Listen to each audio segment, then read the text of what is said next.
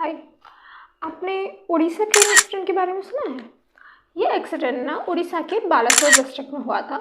इसमें 3 trains involve थी। पहली Howrah superfast express, second Coromandel express and third एक गुड्स ट्रेन थी जो वहाँ आराम से खड़ी थी। गुड्स ट्रेन यानी मालगाड़ी थी। अब इसमें टोटल कैजुअलिटी या डेथ्स हम कहें तो 275 लोगों की हुई है और ये नंबर इंक्रीज़ होता ही जा रहा है। एंड अगर बात करें इंजर्ड की तो मोर देन 1000 लोग अभी भी इंजर्ड हैं। What happen other day? यहाँ ना 3 ट्रेन्स इन्वॉल्व थी। पहला कोरमंडल एक्सप्रेस जो चेन्नई की साइड जा रही थी वहाँ से, एंड उसकी स्पीड 130 किलोमीटर्स थी। सेकंड थी हावड़ा एक्सप्रेस जो वेस्ट बंगाल के हावड़ा में जा रही थी। इसकी स्पीड 116 किलोमीटर्स पर हावर थी। और लास्ट एक गुड्स ट्रेन थी यानी मालगाड़ी थी जो स्टेशनरी वहाँ खड़ी थी। वहाँ उसके अंदर ना आयरन ओर प्रेजेंट था। आयरन ओर मतलब जो आयरन होता है ना उसका रॉ फॉर्म, कच्चा फॉर्म वहाँ प्रेजेंट था।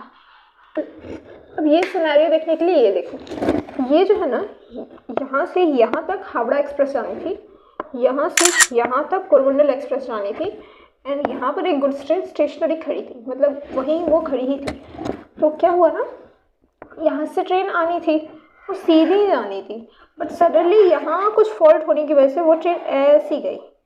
यहाँ ऑलरेडी एक गुड्स ट्रेन खड़ी थी, तो ये जो कोरमंडल एक्सप्रेस है ना, यहाँ खड़ी जो गुड्स ट्रेन है उसके साथ कोलाइड हो गई, क्लैश हो गया।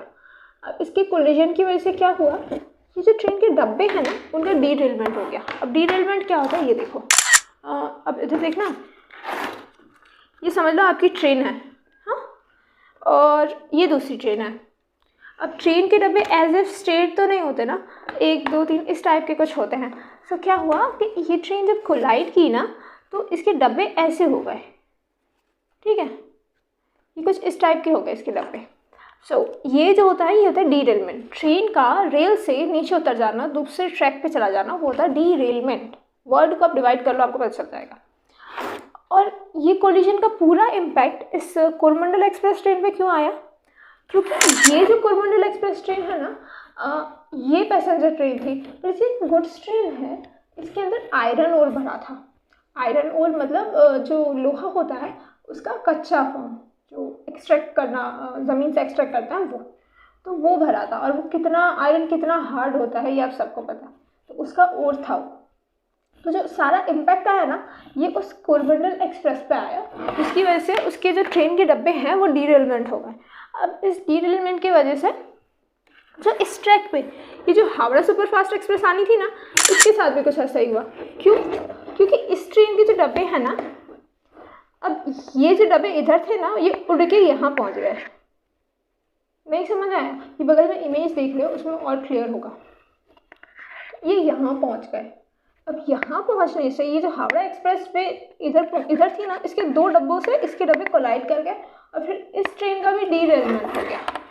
डीरेलमेंट अभी बताया था ना, रेल का अपनी पटरी से, ट्रेन का अपनी पटरी से आगे पीछे हो जाना, अपनी पटरी से नीचे गिर जाना, ठीक है, ये हुआ।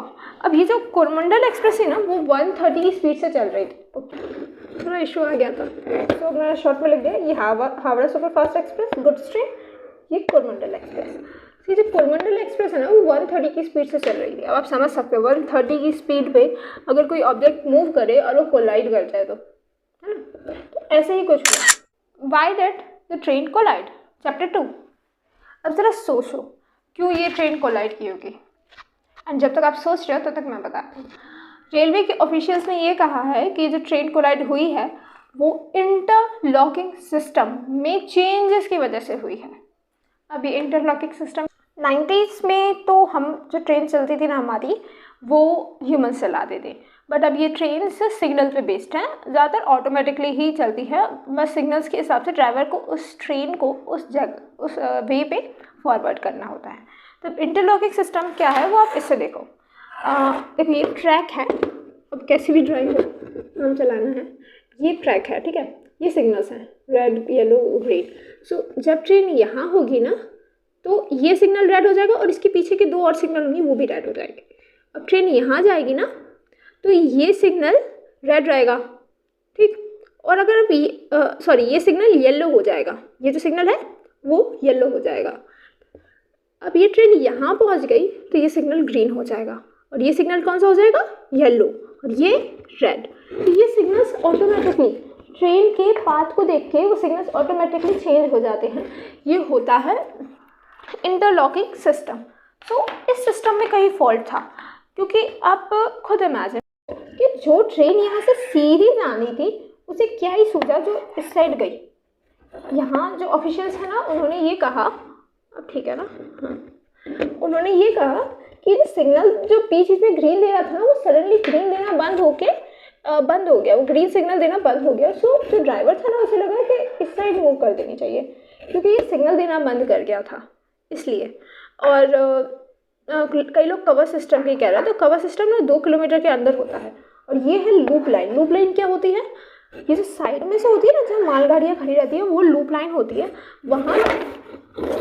वहाँ ना कुछ मालगाड़ियाँ वगैरह खड़ी रहती हैं, क्योंकि आप सडनली सारा सामान तो अंदर से बाहर निकाल नहीं सकते। वो स्टेशनरी जगह पे वहाँ वैसी की वैसी ही खड़ी रहती हैं। तो ये गुड्स ट्रेन वहीं खड़ी थी। अब इसे तो पता था नहीं कि ना आगे कुछ आएगा, तो इसकी भी कोई फॉल्ट नहीं है। फॉल्ट जो है ना, वो सिग्नल्स में था। इनफैक्ट सीबीआई के पास इन्वेस्टिगेशन भी भेज दी है, इसीलिए सिग्नल्स में कुछ गड़बड़ी थी। सो ये इशू आया था यहाँ। So this is all for today's video. Thanks for watching curious mom and thank you for watching. Don't forget to subscribe and like.